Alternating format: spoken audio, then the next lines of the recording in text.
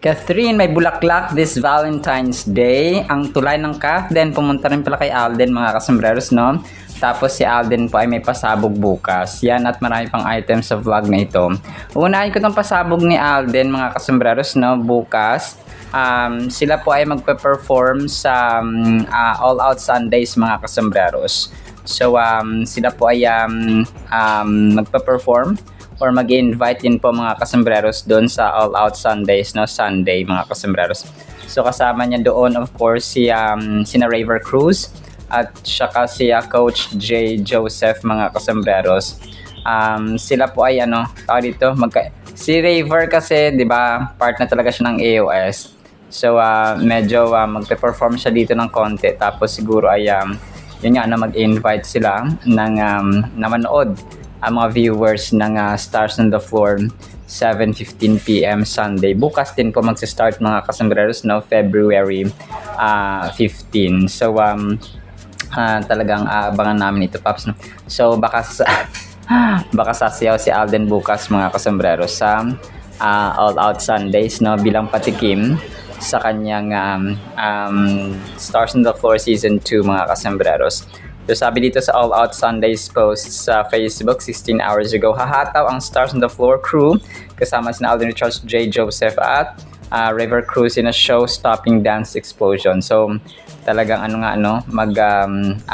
babanat ng sayaw si Phenomenal Box Office Cinema King bukas. Ito, happy birthday Mama Tin. So si Mama Tin pala ay dito, Feb 14 para talaga siya, no? Grabe. Very well celebrated ang birthday pala ni Mama Tin. Ngayon ko lang na bigyan ng emphasis kasi Feb 14 tapos of course no Valentine's Day talaga mga kasambreros. So nag-post din dito si Chard Fulkerson 10 hours ago. Happy birthday po Mama Tin. God bless you po. Tapos sa pictures ni Alden at saka ni Mama Ten mga kasambreros. So grabe, no, talagang pala siya, talagang nataon sa Valentine's Day mga kasambreros. So talagang ang cute lang at saka nakakatuwang malaman mga kasambreros, no. Tapos ito, post kahapon ni Guardiano or Jen Hazia. Sweet fans, ito yung time na nagka-picture si Ma'am Catherine spotted siya sa labas ng sa labas kasi nga nagsushoot sila ng Some on Someday mga kasambreros. So dito yung time na naka-block si attorney tapos nagpa-picture sa kanya yung mga fans na nandoon, no, sa set mga kasambreros at nag-aabang ng kanilang libreng oras, no, para makapagpa-picture sila kay Box Office Queen. Tapos ito 10 hours ago, ang cute ng ginawa niya dito ni Ma'am Donna Melandicho, no? They both play golf, Miss Catherine Bernardo and Alden Richards.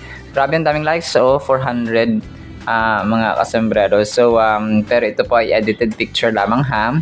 Nilinaw lamang po natin mga kasambreros. So players na sila ng golf. Mga kasambreros, naka-white sila pareho.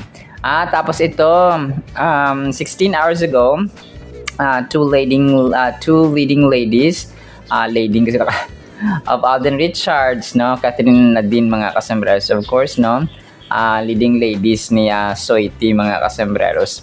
Naka-pink dito si sina Nadine at Catherine mga kasambreros, no, ang Kath din.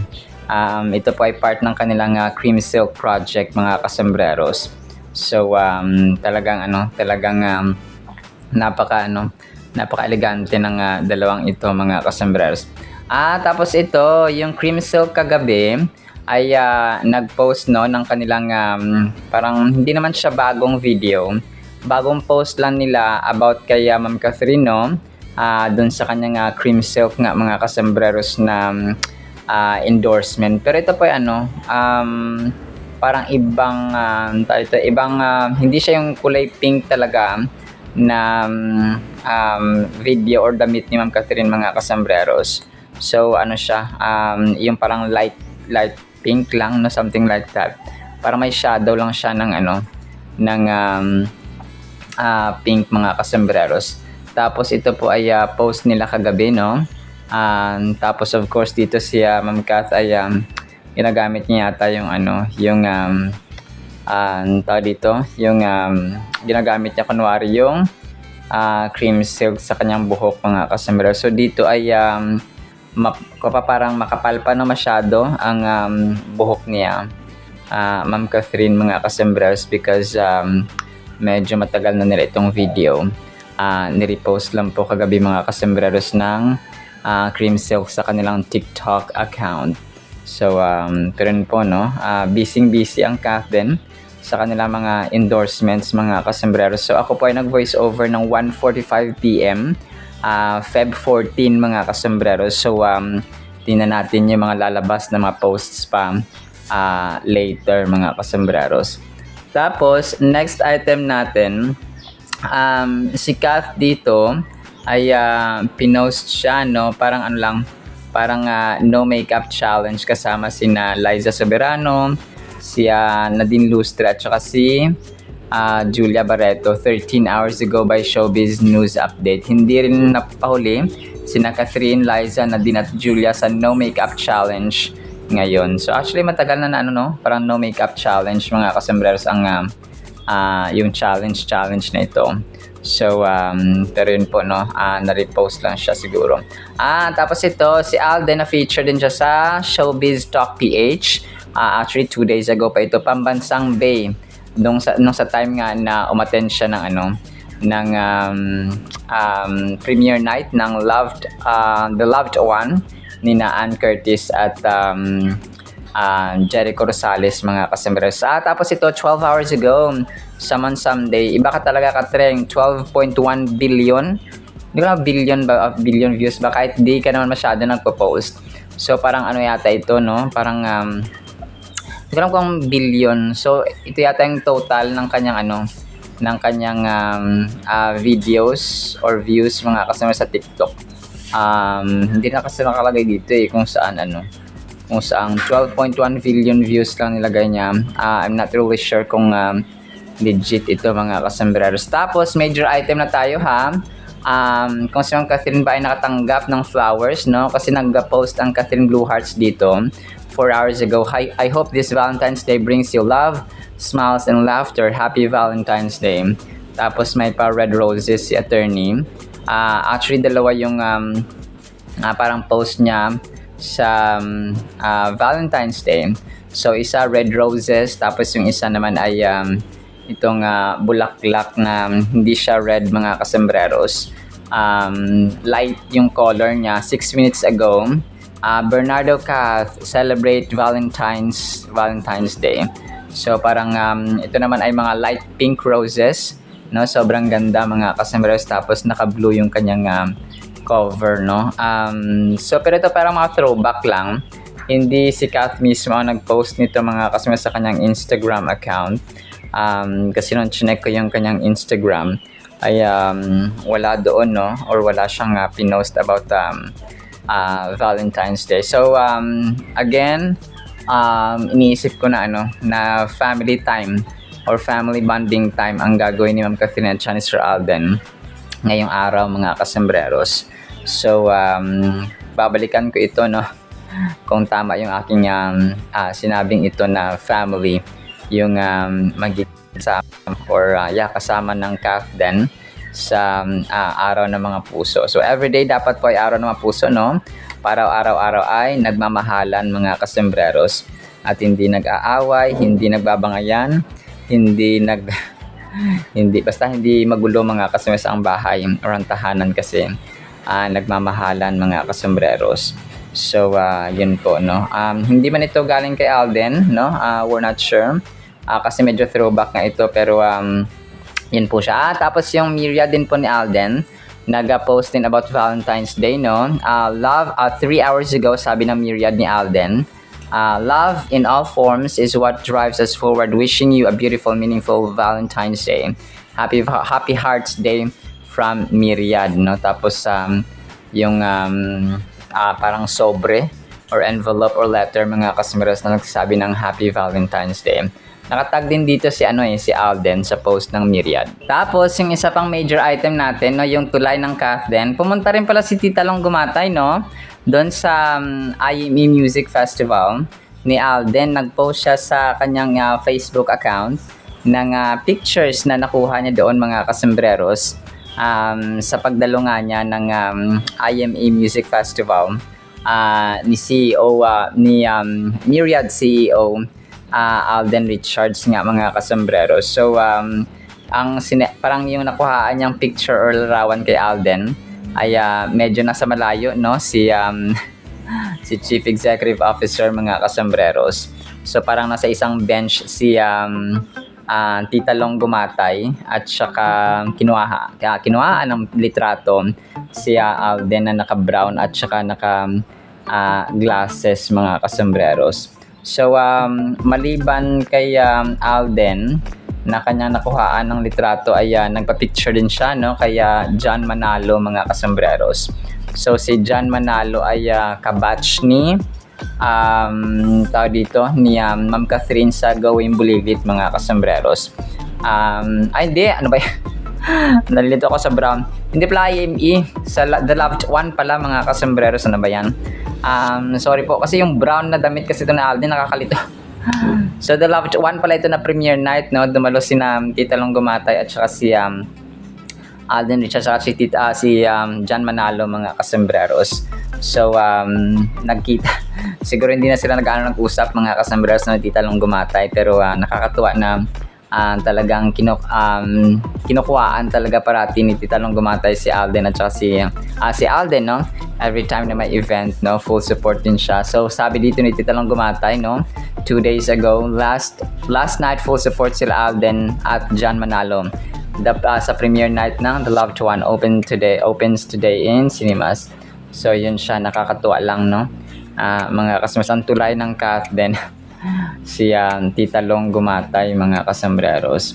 So tapos ito, ang cute ng ginawa na so parang na-post ko to nung nakaraan pero hindi ko nabigyan ng emphasis mga kasembreros, no. 43 minutes ago pinost ni Shian Ro, happy na Valentine's pa. Kath din lang sa kalam. So solid Kath Dinatig din to, no. Grabe 43 minutes tapos 48 likes na agad. So tapos may flower, no, si Kath mga kasembreros na red roses together with Alden, of course, no, naka-shades sina Mr. and Mrs. Fulkerson. So magalit na naman yung mga sa akin, yung mga trolls at saka Mayor Mark Alcala. So yun, okay, sige pasegwahan ko to kasi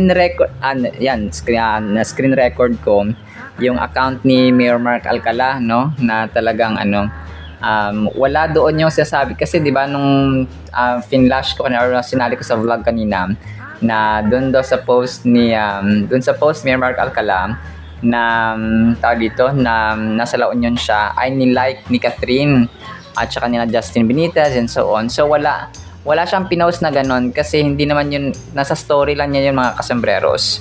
Okay, nasa story lang niya. So kapag nasa story, hindi mo makita kung sino yung nag-like. So parang in-edit nila ng konti na kunwari ay ni-like na ni Catherine, no, yung post ni Mark Alcala sa Instagram story. Or wala kasi, dapat sa wall. Kung sa wall niya pinost, makita mo yung mga nag-like mga kasembreros. Pero wala no, mga kasembreros. Sobrahan lang siguro ng din yung iba. Pero ayun, let's see, no, sa mga pasabog. Pero hanggat walang malinaw na resibo ay Kathleen pa rin kami, no, mga kasembreros and mga Kath fanatics. Tapos si Alden na feature din siya, no, sa 24 hours ago GMA Lifestyle. Wonderful moments and a grateful heart. No, Asia's multimedia star expressed his appreciation to everyone who joined and supported the recently held Wonderful Moments Music Festival. So yun siya mga kasembreros, no. Tapos picture ni Alden doon sa may ARXV concert niya pa to so yun, medyo throwback lang yung kanyang picture mga kasembreros, as posted by GMA Network Lifestyle mga kasembreros. Tapos ito, ang lupit nito kasi may isang nanay, no, na pinagtanggol siya Ma'am Catherine mga kasembreros. Yung nag-post nga na hindi na daw maganda si play ko to mamaya mga kasembreros para marinig nyo. Na hindi na daw, parang laos das yung Catherine, wala nang dating, ganon. Tapos sabi niya Sabi niya wala na siyang dating, no, sabi niya ganoon mga kasembreros. So hindi na glowing mga kasembreros, sabi. Ang kulit ng mami dito eh. Sabi niya, girl, be, sis, sabi niya, ate ko, kahit yumaman ka, kahit nagpa-makeup ka, kahit nagpa-ayos ka, nagporma ka pa, sabi niya, you'll never be in her level, okay? Hindi. Sabi niya, not me either, won't be on her level. Sabi niya, kahit na siya daw na nagsasalita, no, si mami, ay hindi magiging ka-level ni Ma'am Catherine, mga kasembreros. So, yun. Where did you get that? It's audacity. So, ang kulit-kulit niya, mga kasembreros. So, mamaya papakinggan ko to. Hindi ko alam kung bakit yung bata dito ay uma-agree din. Uma-agree din siya, mga kasembreros. So, pero yun po, no, parang pinagtanggol niya si Ma'am Catherine. Tapos, yun, no. Which is definitely, no, tarang kahit na i-bash man natin siya na i-bash, she's still Catherine Bernardo. Makita man ng mga tawag dito na mga flaws at imperfections, which kumapa tayo naman, hindi naman tayo perfecto kahit na presidente. Kahit presidente pa tayo ng Amerika, kahit na tayo pa ang pinakamayamang tao sa buong mundo, we still have imperfections. So yun, talagang dinagdagan pa no. So yun po, no. Actually, yan lamang, no, sa ating Kathden items. Itong i-play ko po ito, no, para marinig niyo mga kasembreros. So, team panatag pa rin tayo, no? Team Kathden, Team Solid, mga kasembreros. So, after natin mapakinggan ito, si Mami ay pakinggan natin ang napakagandang salita po ng Panginoon. Isang pinagpalang araw po sa bawat isa. Meron kami nakitang Facebook post about Catherine Bernardo and the comments were saying like, oh my God, parang wala na siyang dating. Parang hindi na siya like glowing, glowing. Girl, be, sis, ate ko, kahit yumaman ka, nagpa-makeup ka, nagpa-ayos ka ng buhok, and nagporma ka pa, you will not be on her level, okay? Not me, I won't be on her level. Sama na kung audacity mo, ha? Layas. Valentine's Day special ang ating topic, mga kasembreros. And alam kong sa atin ngayon ay talagang pag Valentine's Day talagang inaantay ng Mrs. at Mr. ang tsokolate or ang rosas, ang flowers ba dyan, no?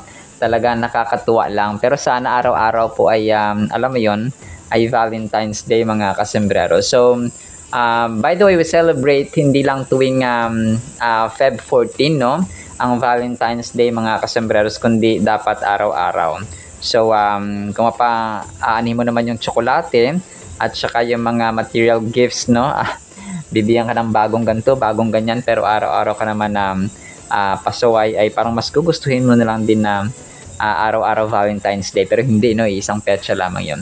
So title po natin, ang pinakatotoong pag-ibig. Meron pala ganito, no, John 3:16. Alam kong gamit na gamit at gasgas na to, pero God has another fresh revelation sa atin. Sabi dito, for God so loved the world, for God so loved you and me, that He gave His only begotten Son, para sa atin, that whoever believes in Him shall not perish but have everlasting life. So, memorize na natin ang verse na ito, mga kasembreros. So, and ang salita ng Panginoon, kahit ulit-ulitin natin yan, mga kasembreros, magkakaroon pa rin tayo ng, ang power nito hindi nagbabago, hindi siya nababawasan. Okay?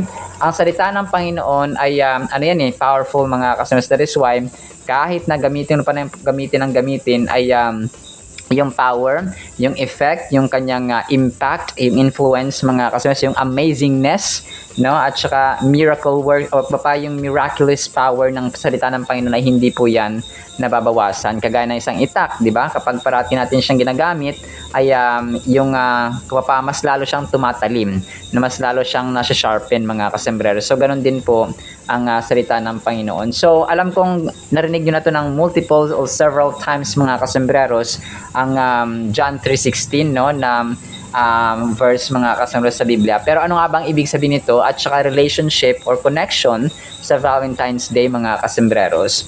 So yung mga tao nag-celebrate sila kay Saint Valentine or Saint Valentine mga kasambreros. So yung history kasi ng short history ng Valentine's Day mga kasambreros ay dineclare ito ng Catholic Church noon in honor kay Saint Valentine or kay Saint Valentine na isang pari na naging martir kasi pinugutan po siya ng ulo mga kasambreros. Nangyari yata doon is gumagawa ng ng against sa batas or sa existing policy or government mga kasambreros napalihim niyang ginawa yon mga kasambreros ni Saint Valentine kung kaya siya pinugutan ng ulo ng gobyerno at that time. Pero sa atin, bilang mga mananampalataya ni Kristo, hindi lamang, kung paalamin natin yung totoong pag-ibig.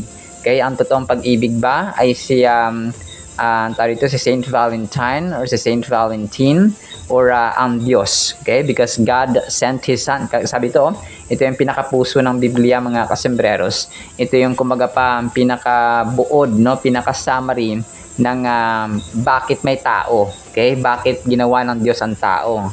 Ginawa ba tayo para paglaruan, para gawing robot, para may mga manipula ang Diyos? Definitely hindi, we were expression, expression tayo ng pagmamahal ng Panginoon. That is why He created an extended family. And yun po ay ang sangkatauhan, ang humanity mga kasembreros. So, parati nating isipin na ako, ikaw, nilikha ng Diyos, hindi dahil trip-trip lang ng Panginoon mga kasembreros. We were formed according to His image, And that's Genesis mga kasembreros chapter 2. Hindi tayo nilikha ng Panginoon dahil lang sa nababagot lang siya, nababoring lang siya. Talagang nilikha tayo ng Panginoon mga kasembreros according sa kanyang plano. Nandun yung kasi hindi naman niya hindi niya nilikhain ang isang bagay. Di ba, nilikha niya yung mga gamit, nilikha niya yung mga hayop, nilikha niya yung mga halaman, nilikha niya yung mga land formation. Pero hindi kamukha niya. Okay? Kung kaya tayo ang pinaka-espesyal mga kasusunod sa Genesis 1:27 by the way. So God created man His own image. Kawangis tayo ng Panginoon. So kung kaya mas mahalaga tayo kaysa sa mga hayop, mas mahalaga tayo kaysa sa mga land formations. So although mahalaga sila, pero mas mahalaga tayo. We are the most special creation of God. Yun siya mga kasembreros, we were created out of love mga kasembreros. Hindi lang hindi tayo putyo-putyo. So ganoon siya mga kasi yung worth natin, yung halaga natin ay ang tindi na pinadala niya pa ang kanyang kaisa-isang anak na hari na sana doon. Hari na siya sa langit, He is the Son of the living God mga kasembreros, Jesus Christ.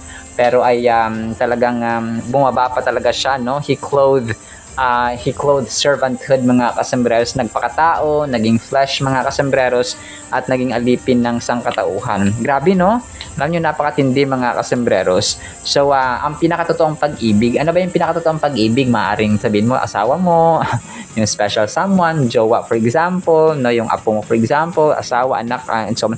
So, pero ang pinakatotoong pag-ibig ay makita natin sa krus. Okay? Parati natin isipin na Saint Valentine or Valentine's Day ay hindi lamang ito yung hindi ito yung tunay na pag-ibig o hindi ito yung pinakatotoong pag-ibig, okay? Kasi may iba talaga iniibig ka lang dahil hindi yung totoong pag-ibig na kunwari mamahalin ka lang niya dahil may pera ka, mamahalin ka lang niya dahil may may kailangan siya sa iyo. So hindi yun na tunay na pag-ibig mga kasembreros. So kumbaga a person, kung sa asawa mo or sa jowa, mahal ka niya kung sino ka o mahal ka niya dahil una kayong inibig ng Panginoon mga kasembreros. Tapos destiny talaga kayo ng Panginoon mga kasembreros. So ito yung pinaka-core kasi message ng Christianity. The verse from John 3:16 encapsulates the core message of Christianity, that God's love for humanity is so profound that He sacrificed His only Son, Jesus Christ, to offer us redemption in eternal life. It underscores the depth of God's love for all of us regardless of our flaws and mistakes. So, alam niyo, wala nang halaga. Kung isipin niyo mga kasembreros, wala nang halaga ang tao. Kumbaga pa sa pera, piso na lang ang halaga ng tao at that time. Sentavo na nga lang siguro, Pero ang Diyos natin dahil sa grabe ang kanyang pag-ibig, no? Kung kaya sinasabi dito na hindi niya sinabi sa verse na John 3:16 na for God loved the world. Hindi niya sinabing ganun.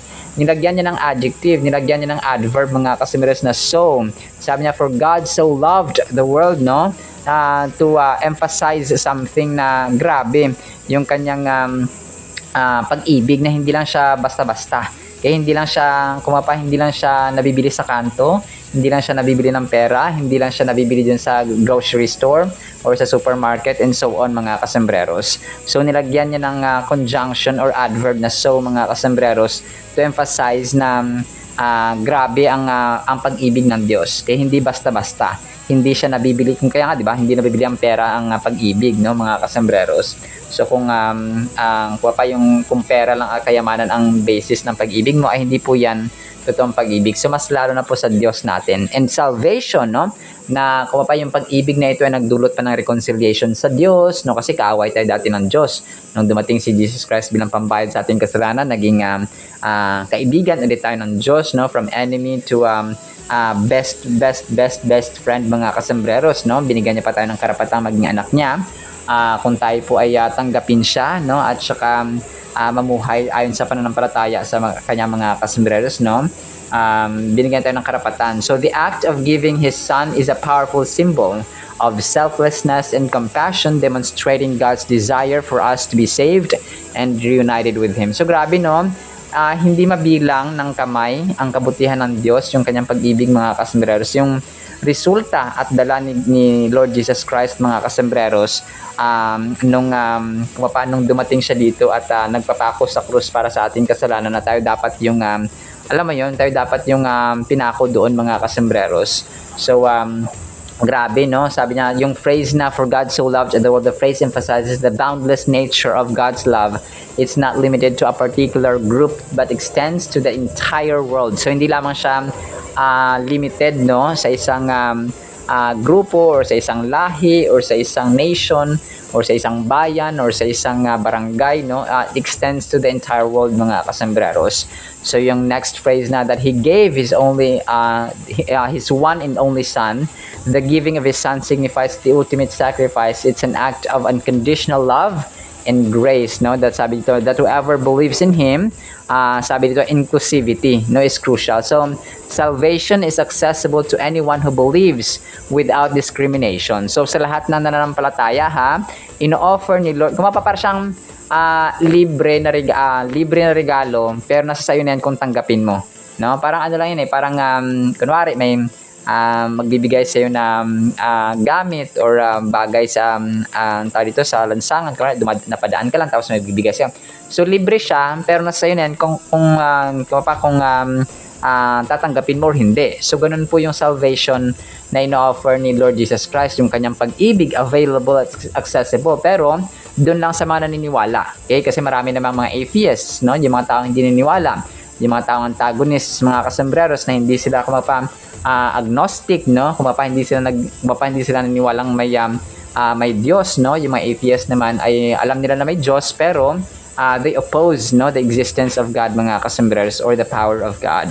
So yun siya. So kung kaya tayo, yes, available ang Biblia, may internet, no, pero nasa atin yun, it's our intention, it's our free will kung tatanggapin ba natin, magbibigay ba tayo ng panahon, maglalaan ba tayo ng oras, and so on. So nasa atin, mga kasembreros, although available at accessible sila, pero nasa atin yung huling decision, because ano na yan siya, mga kasembreros, free will, no? Binigyan tayo ng kumaga pa ng freedom ng Panginoon, or choice, mga kasembreros, ng Diyos kung tayo ba susunod. Kasi hindi na pag-ibig yun kapag pinipilit ang isang tao.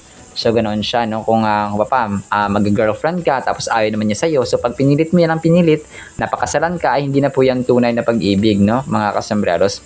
So sa last verse natin, or sa last phrase, I shall not perish but have eternal life. So the promise of eternal life assures us of a future beyond our earthly existence. It's a message of hope and redemption. So yun siya, no, pag-asa at saka pagtubo sa atin ng Diyos Ama sa pamagitan ng kanyang kaisa-isa. Grabe, no? Kung sa level ng tao ito, mga kasembreros, na ibigay mo yung kaisa-isa mong anak ay isang kabaliwan. para lang maligtas ang ibang tao, mga kasambreros. So kung kaya sa ating final thought, no, hindi lamang yung pinakatotoong pag-ibig talaga ay makikita natin sa krus, mga kasambreros, no? Yung anak ng Diyos, no, the Son of the living God, no, begotten and only one Son, mga kasambreros, ay namatay para sa atin once and for all, hindi tuwing Feb 14 lamang, or hindi tuwing Valentine's Day lamang, mga kasambreros. Alright? So yun po yung pinakatotoong pag-ibig. Sinama sa ating Word of God, ha? No, pagpalain po tayo ng pag-ibig na totoo, okay? Ng pag-asa, ng pananampalataya in the mighty, holy, sweet, magnificent name of our Lord Jesus Christ, with the communion of the Holy Spirit of the living God. And everyone said Amen and Amen. See you sa next segment, mga kasambresan pa. Alam po, I love you.